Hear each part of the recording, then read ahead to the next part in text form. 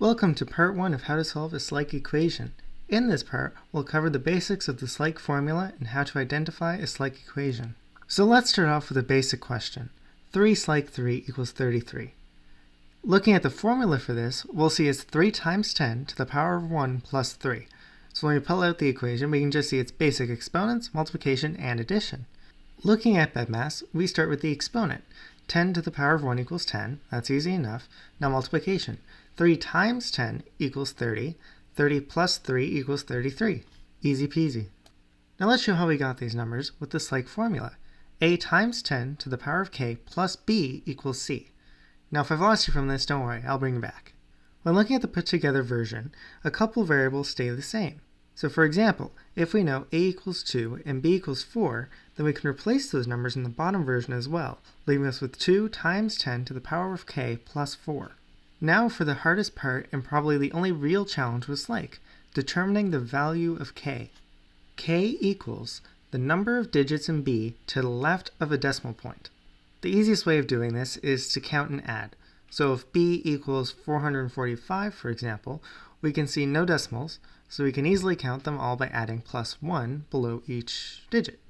Meaning if b equals 445, then k equals 3. Now, if we have something like b equals 4.57, then it's a bit more of a challenge, but remember the rule. K equals the number of digits in b to the left of a decimal point. So if we get to the first digit and add a plus 1, and for the numbers to the right of a decimal, you can add plus 0. Remember, you don't have to add the plus 1 or plus 0, they're just there for demonstration's sake and makes it easier to count. Let's add something completely new to this. What if b equals 5.5 times 10 to the power of 4?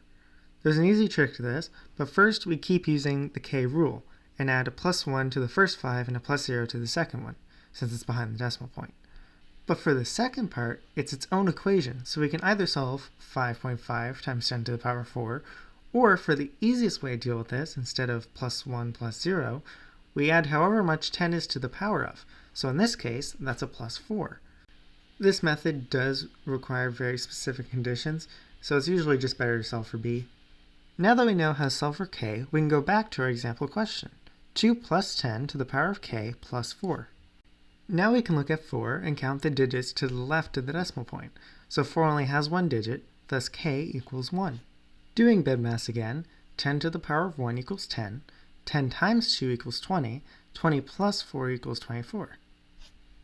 By this point you may be seeing a pattern with the answers and be able to solve basic questions in a couple of seconds.